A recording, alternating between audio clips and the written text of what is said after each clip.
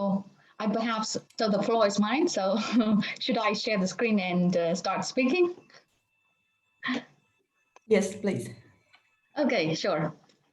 So I said, everybody, please feel free to drop the question straight into the chat. And after the presentation, I'm very happy to address all of them.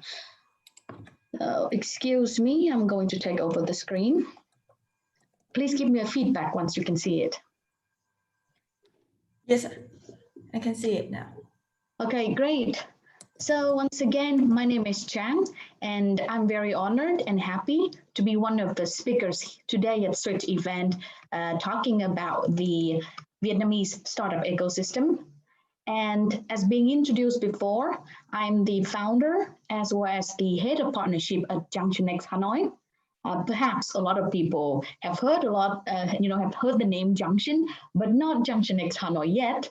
Well, there's a correlation there. We did not steal the trademark or anything.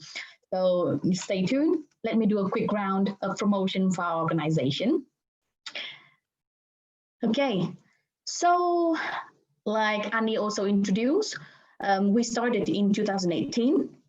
We are the official local community of Junction in Vietnam. We had the first hackathon in 2018, breaking the record of being the first and biggest English-speaking hackathon in Vietnam. So in our hackathon, we had more than 250 participants and more than 25 partners, both from big corporations and startups partnering with us in this occasion. After that, so our organizing team, starting from 7 members, now we have more than 30 members on the volunteering based, constantly working, building up the community with the monthly webinars or seminars or workshops to bring insights, knowledge to the tech communities.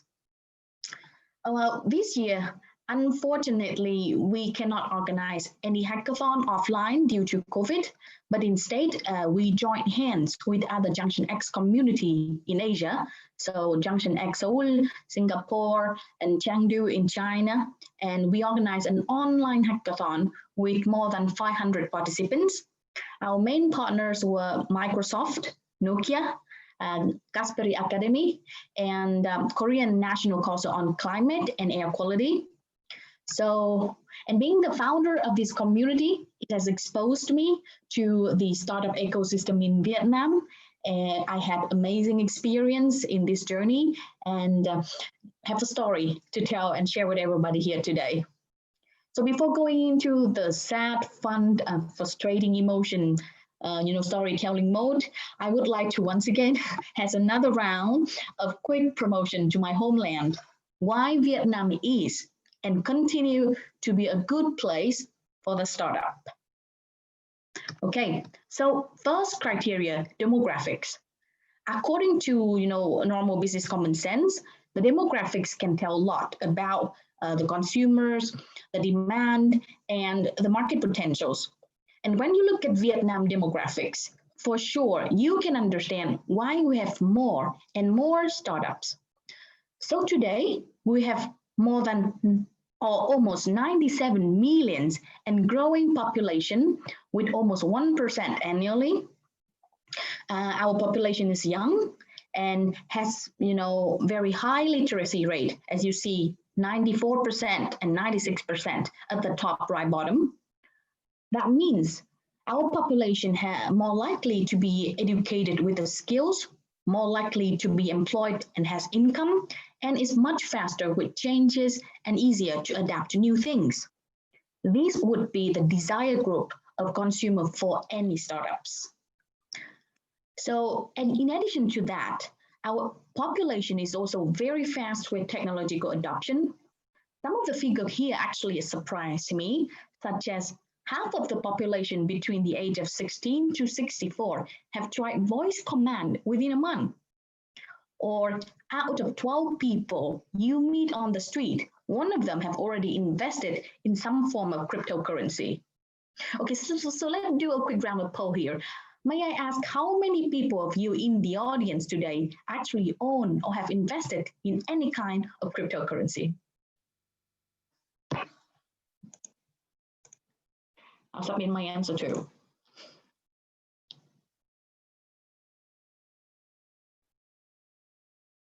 So let's wait for maybe 1 minute for people to answer.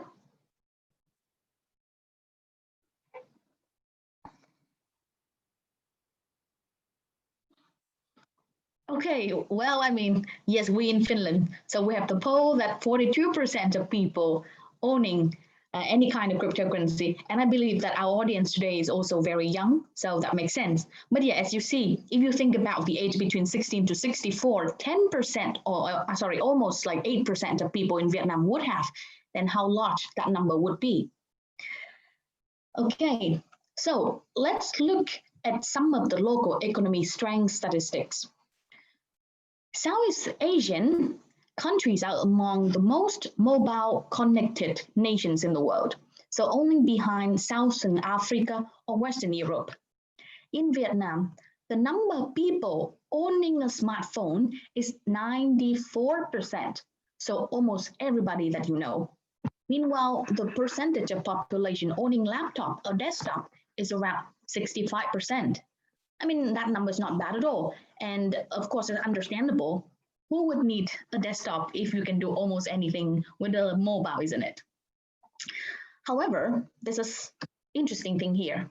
So although that smart mobile internet connection is so popular, the Vietnamese economy is still very much the cashless economy.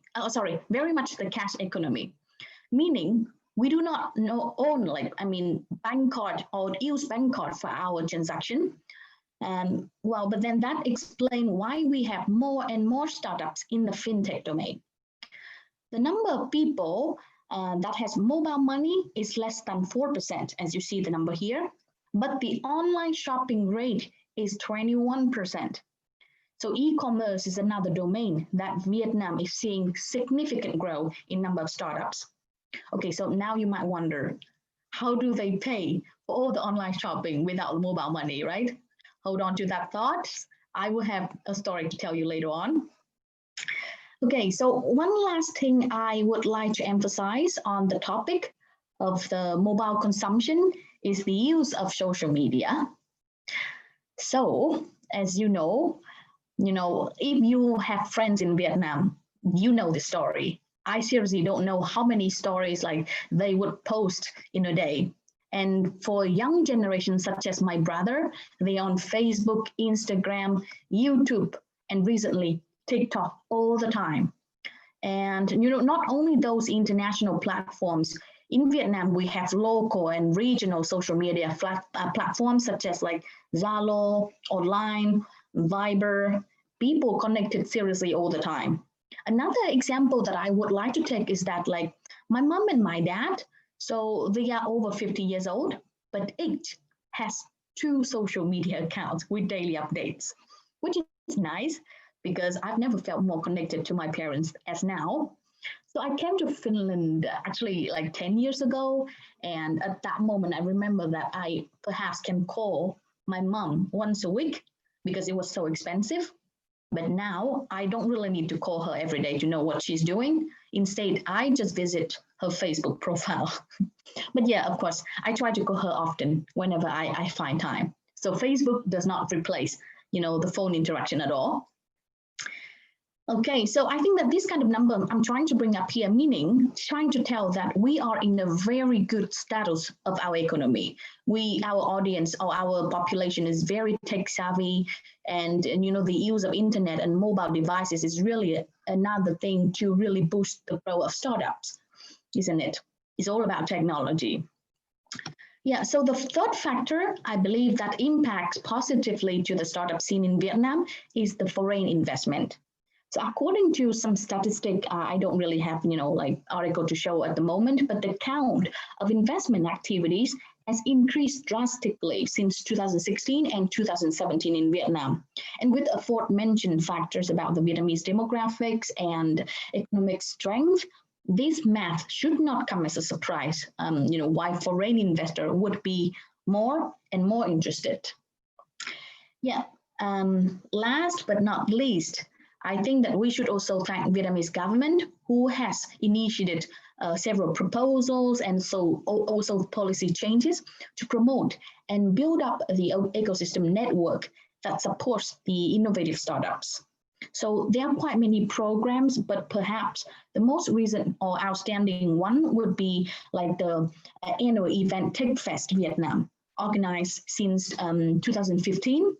So this event is similar to like Slush in Helsinki, and it was organized by a national program 844, and it has attracted like hundreds of startups and investors inside and outside Vietnam.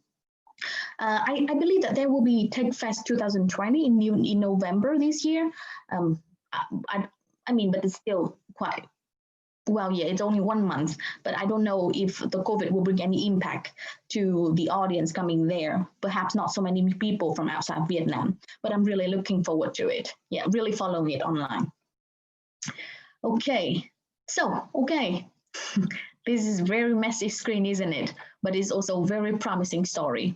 So have you still hold on to the question earlier about the fintech and e-commerce? Great, because then now I would like to maybe have it puzzle out. So, you know, like this is just fintech startups. We have, you know, startups in many other domains, and the number recorded until now, perhaps more than 3,000. And, you know, those cannot really be put into the slide. So let's just focus on some of the outstanding domain.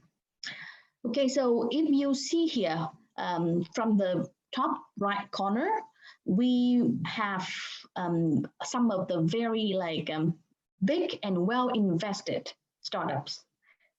We have startups in the fintech domain providing actually several kinds of services. Still, majority of the services is in the digital pavement. The statistic is, I think, believes is around 49% to 50%.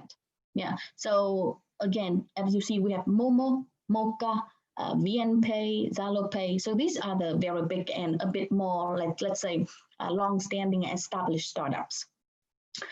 Okay, and I think that there's another domain that it's worth mentioning also, if you remember the statistic of cryptocurrency. So blockchain and crypto, yes, is also a very like constantly growing domain of startups in Vietnam. And we have 2 outstanding startups called, let me see here, Kyber Network and Tomochain, yes. So it's a bit to the right hand. So actually, these 2 were the partners with us in the hackathon in 2018.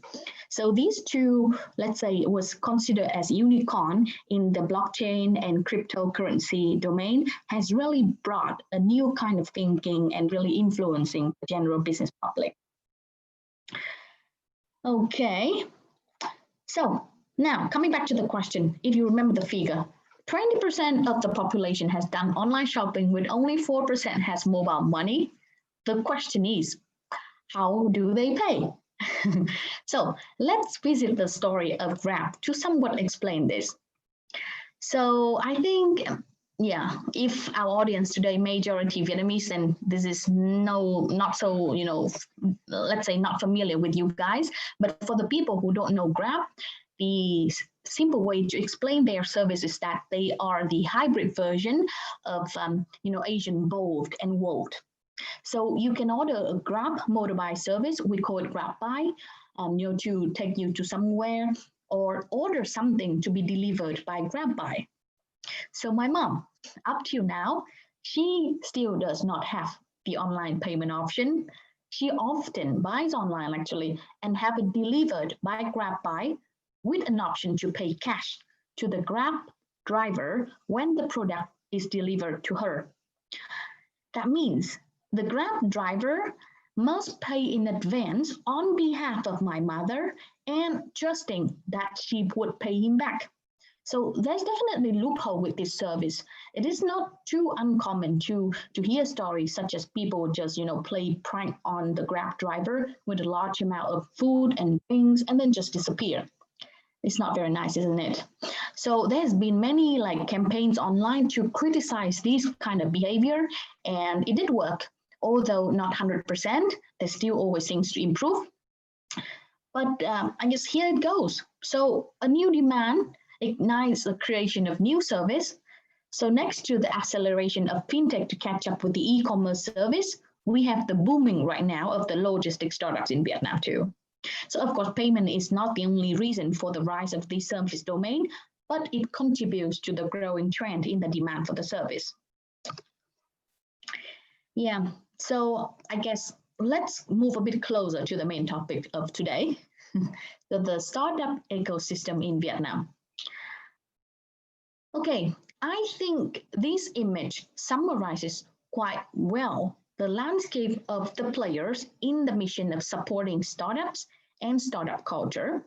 So, like in any other startup economy, for sure, we have also like government funded organizations, venture builders, incubators, accelerators, investor angels, and different kinds of funds, both domestic and international. And also not forgetting one of my favorite and in my opinion most important players, so the co-working spaces and communities such as Junction X Hanoi.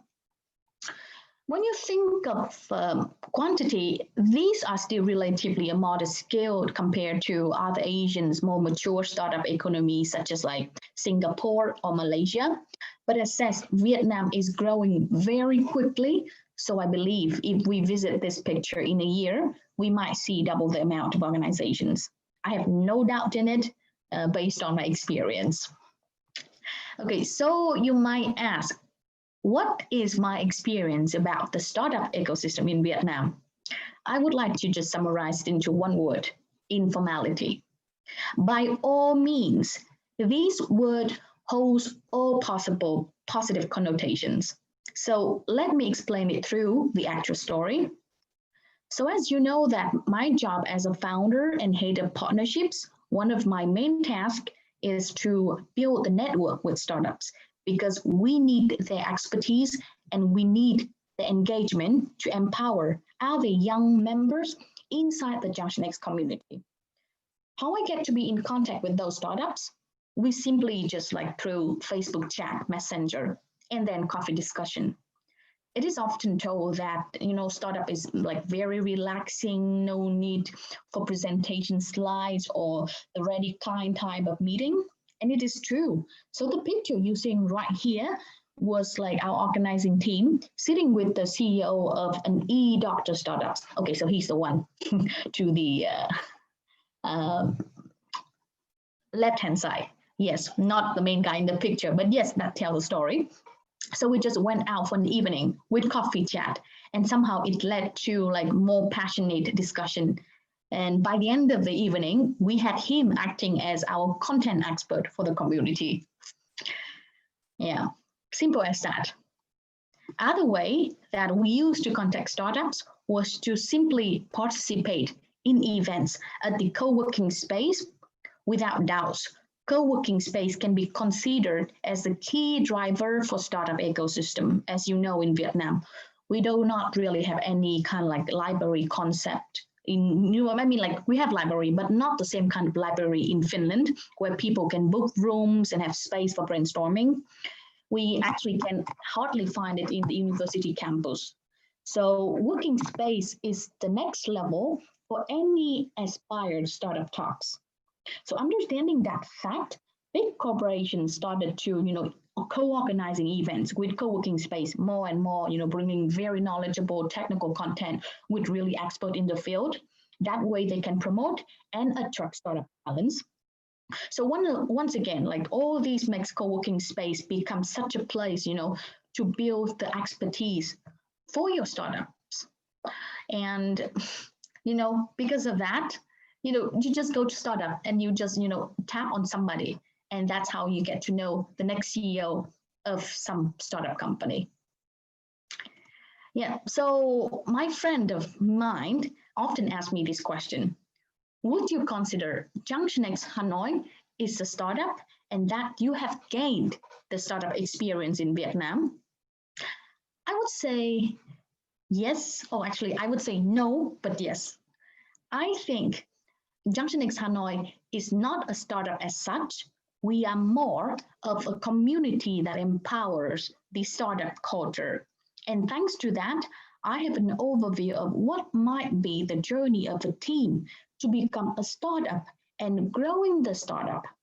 Our community focuses on providing people with knowledge, providing people like a context to build up like a product and an environment to look for your teammate. A lot of that happens inside the hackathon, but after the hackathon, we also want to continue nurturing the ideas and the teams with continuous community activities such as workshops, seminars, and we try to work with other organizations such as accelerators and incubators to bring early exposure and engagement to potential team and products. So I would say having a startup in Vietnam is not difficult. Growing it is a different story, but hey, it is hard everywhere, not only in Vietnam. What is good in Vietnam at the moment is that you have a tight network of people who you can approach easily and very much willing to help you onboard faster to your startup journey. So there's plenty of community activities from so many types of organizations, even big corporations like we're talking about like Viettel or Vin. They have established their own kind of community to attract or they would like to have startups in their portfolio for sure. So they are all doing that. And by being part of those kind of communities, you can find your next teammates. You can really enhance your knowledge much quicker than even going to university. And most importantly, if you fail with your startup, big corporations always welcome you with both hands. Like seriously, they're searching for you. So all you need is just that, a little bit of bravery to break out of the conventional expectation of your grandparents, of your parents, that you should start 8-hour workday right after your graduation, get a permanent job contract, and settle down. To make things happen, everybody needs a little bit of sweat and bravery. So I thank you very much for your time listening to my presentation. I really hope that my perhaps 20-25 minutes monologue has painted a clearer picture and a positive picture about the startup ecosystem in Vietnam. And I'm welcoming any question you might have in your mind. Thank you. Thank you, Jem, for a really great information about the overall picture of the tech ecosystem in Vietnam. And we have received many interesting questions now. So can you tell some differences that you've seen between ecosystem in Vietnam and Finland? Sorry, I don't know what do I touch. Can you see my screen? Yes. Oh. Yeah, so maybe I could start a bit first about what my experience in the startup scene in Finland so far. So I actually did volunteer at Junction before I started Junction X Hanoi, so I did have some experience with the startup scene here. What I felt so far is that it's all the same. So we have all similar kinds of communities, we have all similar type of events, but perhaps the different things is really about the frequency of it. Because if you think of Finland, where you have, university playing a big role in organizing these kind of events, then there might be more. And also you think about the facilities here in Finland, where the event can be held with even a bit more supportive technologies on the side so that the people can really try it out, So that is the thing makes a difference. Otherwise, I think that the spirit is the same, the kind of mentality is the same, and the kind of events is the same. Okay. Another question is,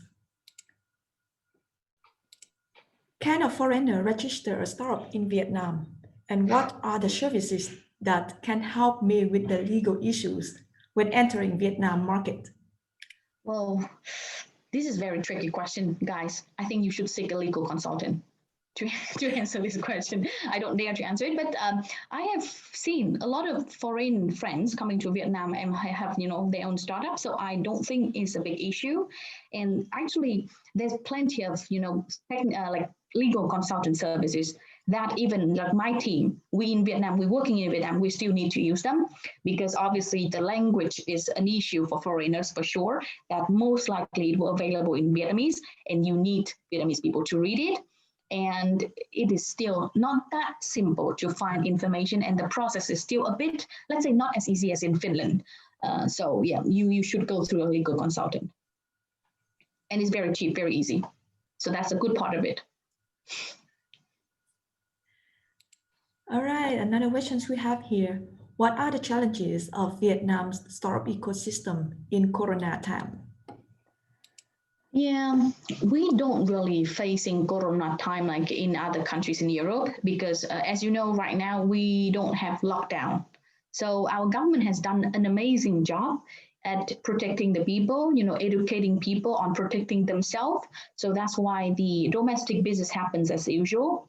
But of course, if you think of startups, if they operate elsewhere outside Vietnam, then there will be a challenge. So, the how to say the business demand were not as usual before, and also because even if they operate in Vietnam for certain industries such as like e-commerce at the moment, they might be facing a few challenges due to the economy is not doing that well anymore, so the consumption power is a bit like lower than before. But yeah, I think it's the issue with startups everywhere in the world. And I believe Vietnam might be not the worst place because we have done a very good job of protecting people during this COVID time.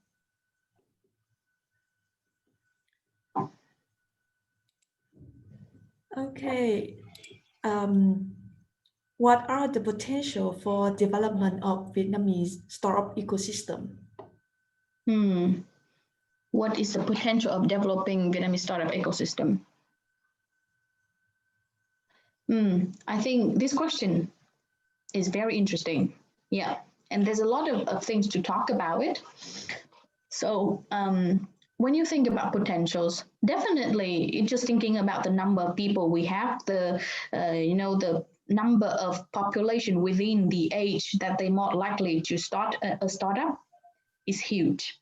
And the number of communities or number of events is still matching up to that need.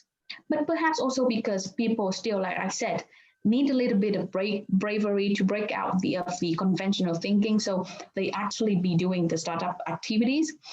So I think the potential is always out there. It's always started by educating more, being more active, really persuading people to be part of the culture, and there are plenty of things could do. And I think that even the university, they could play a much bigger role. I know that they are doing kind of like gradually and improved every day already, but still, if you think, if you compare between Vietnam and Finland, there's a lot of things that Vietnamese universities can learn from Finnish universities to really boost the ecosystem. Yes, so I believe this is also one of the main motivation that you want to bring the junction to become a junction X Hanoi, right? Yeah, that's actually very correct.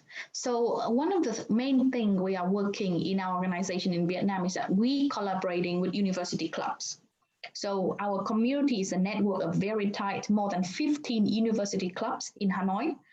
And these are like the tech university clubs. And like the student, they are so active and serious. They are brilliant people. And you organize an event, you just have to say 2 words, they will come to your events. It will be filled up just like this with a click, 100 people, 150 people joining. Okay, we have another questions coming up now. What are the opportunities support for Vietnamese ecosystem for foreign entrepreneurs to start business in Vietnam? Yeah. Opportunities for startups. You mean like opportunities for foreigners to have a startup in Vietnam? Foreign entrepreneurs, yes. Yeah. I think there's plenty. So if you think about like, we have 3,000 startups, right? but still, that is not a big number. So if you imagine you come here and you have a great education, you have a great technical skill, you build amazing, products, you can easily get in touch with investors.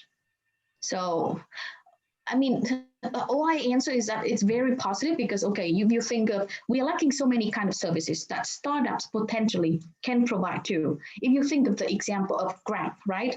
So this kind of like delivery service might be really hard to start in Finland because you already have some other existing well-known services with decent price doing the same thing. But in Vietnam, we are lacking all these kind of like basic services that can simply be solved by technology. And right now, we have the infrastructure there to support the startups to providing these kind of services, like mobile connections there, people really, easy with technology adoption. My dad, like they more than 50 years old, and he downloads all kinds of apps in his phone, and he's very much willing to try. So, well, not my mom though. Yeah, but my dad.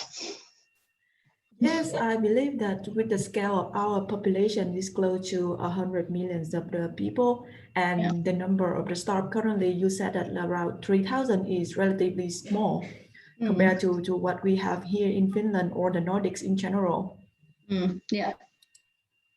Okay, this is, I think, really interesting questions. Why would I need to seriously focus on when open a business in Vietnam or expand the business to Vietnam, I think?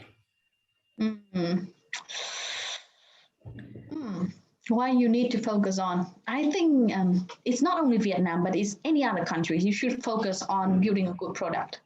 Because when you come to accelerator or when you come to incubator and you come to investor, the first thing they ask you, show me your product.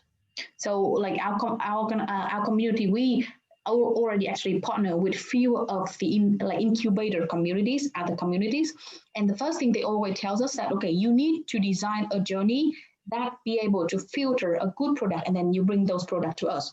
We don't really deal with general ideas, because I think that is very normal thing. But yeah, I think in Vietnam it's really very much like that, because at the same time the startup scene is very early, so the investor is still a bit like conscious of what they are investing or making decisions. So they really need proof, like, okay, this is a good product, and if you have it run like a prototype with already some tested users with good feedback, it's going to go well.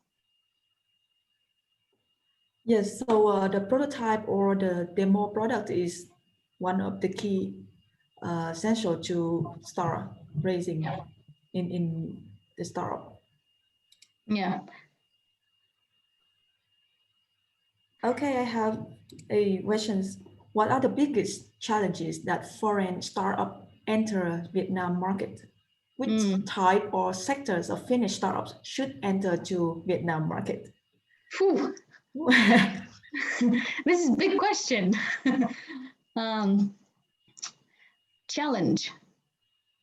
It's very hard for me, to be honest, to answer this question, because I haven't really interacted much with foreigners having startups in Vietnam. I have heard story, but I haven't really have a personal connection so that I discuss with them what would have been their, actual challenge. If you hear stories online, you can see that the first challenge perhaps is about language. It's always language, because still Vietnamese consumer, we are, using Vietnamese. We don't really use English.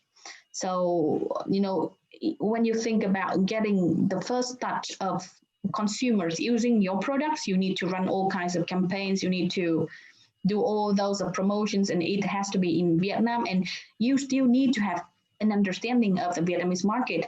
That might take you some time living in the country to understand the consumer behaviors. The consumer behavior in Vietnam is completely different from Europe. I'm sorry to say that, like, they are very prone to try out new things, but they can easily drop it because there are so many services in the market. So you should be able to find a secret way to really hold on tight to your first user of your service, the first time user of your service. Yeah. So I think what I see here is the difference between that when the Finnish startup or companies, they want to enter Vietnam, they really need the local talent, because most of the business is going to be done in Vietnamese language, or you need some kind of the, especially the legal issues that you mentioned earlier, that we most of them are in Vietnamese, and the information has to be in Vietnamese. So that is the challenges for the foreign startups. Yeah, And yes. the second part of the question is, which type and sectors of Finnish startups should enter to Vietnam? Mm. I mean, e-commerce still growing strongly, a lot of investors. I would And we say have already logistics right now. mentioned the fintech Yeah, is growing, is booming right now. yeah, fintech, logistics, these are really booming. Yeah. Mm, yeah, I would say these three are the main keys that, you know, investors really searching for and investing at the moment. Of How course, about the gaming? What do you think about gaming? gaming for sure, but I think that a bit issue of gaming is that we have a rather monopoly situation in I mean, of course, gaming, you can think of, you know, mobile gaming or desktop gaming. So with desktop gaming, it perhaps not that well known because you know, the products would start up building it out. A desktop game might takes quite much time and a lot of, yeah, I can't really tell much because I'm not having that kind of deep knowledge into the game industry, but I've seen so far that we have mobile game startups. Yes, a lot actually. In Ho Chi Minh, I have a friend. He's actually the co-founder of Aminotes, if you know that company. So it's basically also a unicorn for mobile game in Southeast Asia, and is doing very well, really well for mobile game. But desktop game for startups, I haven't really seen much, to be honest. Yeah, and one another sector that I believe that our government, also the private companies, they also want to push a lot is the AI, but it's relatively still new for us. Yeah, yeah, definitely. And right now, what I've seen in Vietnam, the AI is being invested strongly by big corporations because that's where they really have the resources, capacity to, you know, have research and educate people. Because as I said, it's rather new. If you think of, you know, where do the young people get the knowledge about AI in universities, I can just count two universities right now that they offer AI as official education, you know, in the curriculum. Otherwise, they would have to come to, you know, the communities sponsored by big corporations, you know, or even go to the incubators of the corporations themselves to learn about the AI. Okay, so that's really good to know that the university also start focusing on teaching about the machine learning and push the student with the mindset of the learning more about the AI, which is really good news. Yeah, yeah, definitely. They are doing more of that. Yeah. And again, actually, the number of university that I've observed is in Hanoi. So because I have a tight network in Hanoi, so I understand that, but I can't really speak for Ho Chi Minh. I believe they're doing much better. Yeah, in certain ways. Yeah. Okay, we are moving on to the next questions. How can we connect Finnish and Vietnamese ecosystem for startups?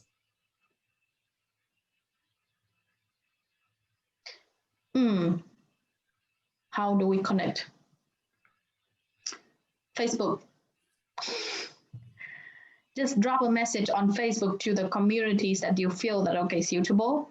Okay, yeah, you can't really go to coffee because that's where it happens, but perhaps a virtual coffee break. But tell a good story.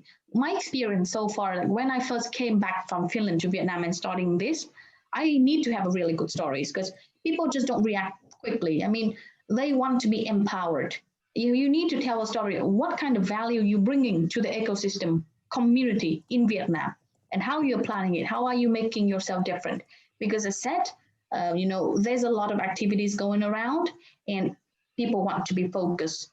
And one of the first key people you should get in touch with when you want to work with ecosystem community in, you know, startup ecosystem in Vietnam is the key opinion leaders. So it's not that easy to spot them out, to be honest. If you go to some online community, you can see easily who are the one most likely to post like a blog, who most likely to give out their opinions and other people reacting quickly. These people have a lot of networks. These people will help you bridging up the connection.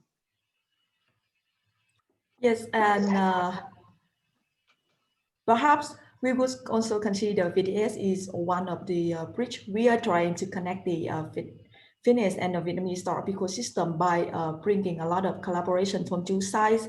And this Switch Online Bootcamp is considered one of those. Yeah, actually, yeah, that's true. We need more organizations such as VTS to make, bridging the conversation first and then connection later on between, Vietnam and Finland ecosystems.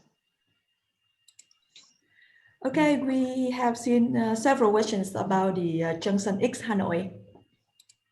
Can you explain more about Junction X Hanoi? Can I potentially find co-founder for a startup idea that I have? Can I get in touch with experienced programmers? Yes. So being part of the community, it means you are exposed to all this opportunity. We have webinars, we have seminars, we have workshops, and we have offline hackathons. All these events, if you participate, you will know the people in the community. We also have Facebook group where we post information that the members interact with each other closely. So I would say that just join one of our events, and then you will see how easy it is to get connected. But of course, how do I say, everybody wants to get connected with communities, because the community is where the active people is the good future employees. So corporation is also doing it strongly. So I don't really know, like you connect with the people because you would like to have a startups with them, right? So it's not really just about sending a text message, but you should find a context as said to really build up a product and really have an environment to build up trust and find teammates. So that would take a bit more time than just one event joining with us. So be with us. With a longer journey, you will have it happen. So is your community is open for people, for example, in Finland, because we can join the community or some other kind of platform that we collaborate and start building a product together with the Vietnamese in Vietnam? Yeah, it's open for sure.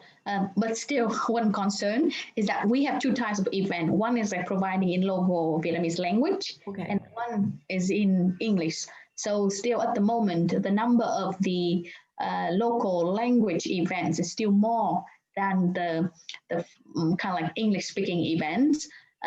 But yes, we open for everybody. And if you see that all the posts online or communication of our community, it's all in English, so that we really invite people to participate, and you will know which event will be given in English and which event will be given in Vietnamese. Okay. Back a little bit about the startup ecosystem in Vietnam and Finland. How do you see the tech startup ecosystem in Vietnam has changed since you started Junction X Hanoi up to now? This I would say that since I started Junction X Hanoi, and now we got COVID, so it's not that easy to say that I've seen a lot of drastic change. I started in 2018, and until now is 2020, and yeah, I'm sorry. This question I can't really give a definite answer. Yeah. Okay, maybe anyone who is interested in this kind of questions and the answers will contact you, and then we discuss more about it, because a lot of Vietnam has changed rapidly about the startup and the startup ecosystem. So it's really hard to grab immediately the information to answer in this short time. Yes, Okay, thanks very much. we have last two questions. From Junction X Hanoi, what would you say about young talents in Vietnam who probably become future entrepreneurs or the main drives of entrepreneurship in Vietnam? I would say that they are amazing. They are very, very smart. They are very innovative. And once they're dedicated, they will put all effort to it. So one of the people I know, which is like, he's still very young, so I would say he's young. So the startup of the e-doctor, the CEO of the e-doctor startup, we met with him. And within 2 days, he built for us like a matching app for the participants in the whole event. So as you see the level of skill, how it could get with the talents in Vietnam, it could be really, really high. And as from the example that I told you or I've shared with you, that we just open an event and 2 clicks, we have 100 people, 115 people attending. That means they're also very active and they are very hungry for the knowledge. Yes, so I see the communities like the Junction X Hanoi or the new collaboration between VTS and Vietnam, then we will open more opportunity and knowledge sharing for the young talents who are motivated to become the startup founders in the near future. Yeah. Okay, I believe we have the last questions here. Regarding Finland-Vietnam startup journey, I understand that Junction X Hanoi and VTS can give a help. Can you please elaborate more about service or package you provide? So we're talking business here. Really deep into it. Yeah, so I think that in terms of if you are like, let's say a startup looking for talents, you can work with us. Or you are a bit mature company and you would like to test your product with a very talented young audience, you can work with us. Or simply just like you're really searching for a teammates for your startup, you can be part of our activity and there's no cost for it. Yeah. So these are all like partnership packages that usually you sponsor an event and we will build all the concepts surrounding it and providing services in a way that basically providing or helping you with exact needs you have. The assets we have in our community, in our team, is that we have basically built up the community in a very high quality. Our audience is very, like high quality kind of audience. So engage with them, you have a lot of benefits.